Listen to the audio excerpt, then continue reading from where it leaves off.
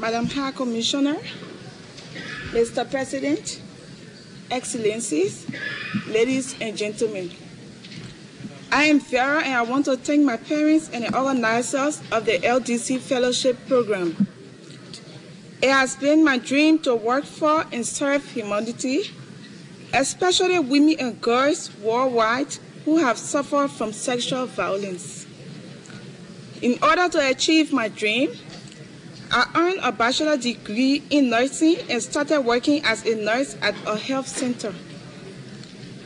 I provided care for women and children who had survived incidents of sexual violence. As a result of the Civil War, I quickly realized that the service provided at the health center was inadequate due to lack of basic health materials needed to respond to rape survivors. Madam High Commissioner, because of my burning desire to serve humanity, I thought it wise to pursue higher education. These are few who gave me better opportunity to negotiate on behalf of humanity. However, I realized that I could not because I do not have the necessary support. Ambitiously, I applied for the Human Rights Fellowship Program and became one of the successful candidates. I must thank the organizers once more for their tireless efforts and support in helping me to become part of the program. This program has helped me to join 3 great persons from different cultures, from Africa and from Asia. Inasmuch as I gave up my job and left my family and friends behind to come to Geneva, I strongly believe that through the support of my new friends, supervisor, OHCHR and UNITA families, my dream will become a reality. Madam High Commissioner, Mr. President, finally, I would like to leave you with the hope that the rights of everyone can be achieved through our collaborative efforts. I thank you all.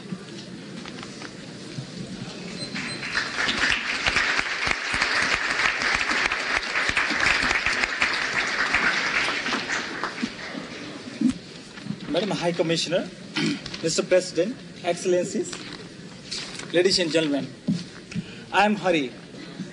It's a great pleasure for me to be here in this historic place, and I would like to take this opportunity to convey my sincere appreciation to OSCHR and UNITA, in particular to the High Commissioner for Human Rights for creating the fellowship for the LDC students. The fellowship is providing me with a unique chance to increase my knowledge and develop my career as a human rights defender. Being able to come here was a wonderful and unexpected opportunity.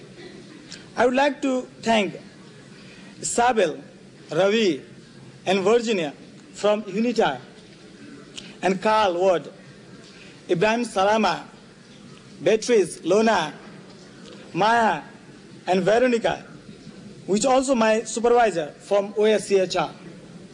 This person have had a great impact on me. Madam High Commissioner, Mr. President, this experience in Geneva is valuable to me because in my future I want to work with the people, especially children, marginalized groups, and the people who are socially excluded. I'm like a boat without a rudder, depending only on the wind. The OSCHR and UNITA wind has brought me to the shores of Lake of Geneva. But I'm worried about the next wind and the direction it will blow. I never imagined that this would be the life that I would lead. I thank you.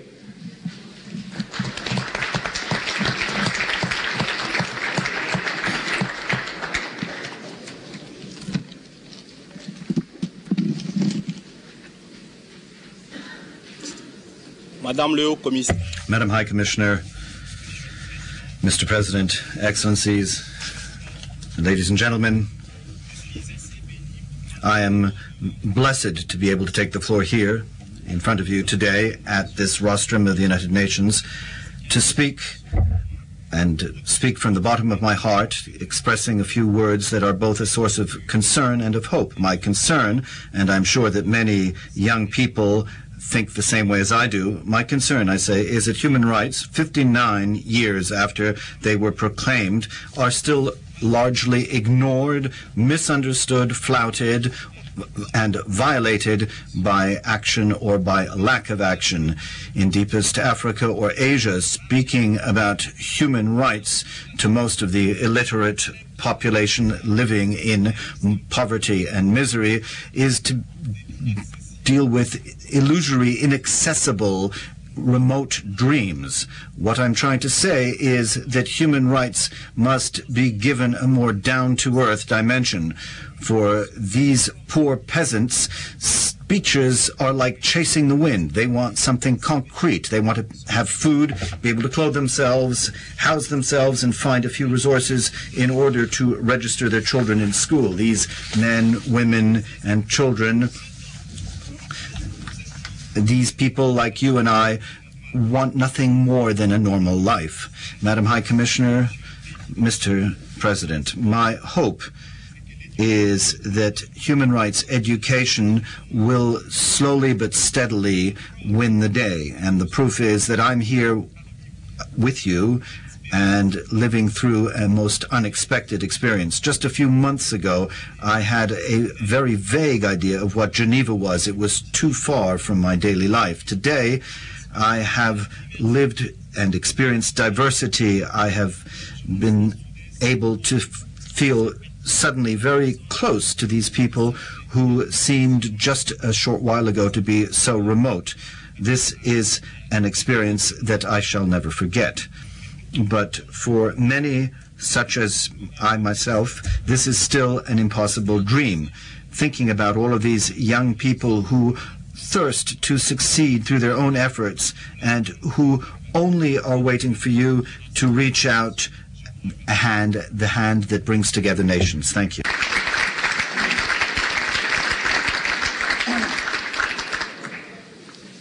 Madam High Commissioner, Mr. President, Excellencies, ladies and gentlemen, I am Mahbooba. I start by thanking my family, from which I get strength and support every time. I applied for this fellowship because human rights are very important, and also it's a reality in my life, as I saw my own aunt die facing violation of rights when she became physically disabled after a stroke. However, after having seen what my aunts lived through, I decided that I wanted to work with people. I joined an international NGO that works with poor and excluded people to eradicate poverty and injustice. I worked specially with ethnic and linguistic minorities to ensure their rights to food, shelter, work, education, and healthcare, but also to try to make their grassroots realities heard at the policy-making level. Madam High Commissioner, Mr. President, when I was going to post my application for this fellowship, my father put his hand on my hand and said, "Go, my child, doing it." When I found out that I was selected, I also learned that there would only be 4 fellows, 4 young people from different culture, religion, country, language. I was afraid that I was going to be an orphan in Geneva. But the 4 of us met all the time. Sometimes we eat together and we talk, sometimes about politics, sometimes about economics, or maybe religion or history. We are from diverse backgrounds, but we are the same. Just people, like John Lennon's song, "Imagine there is no country." Madam High Commissioner, Mr. President, thank you to OHCHR and UNITA for arranging this wonderful program. Thank you because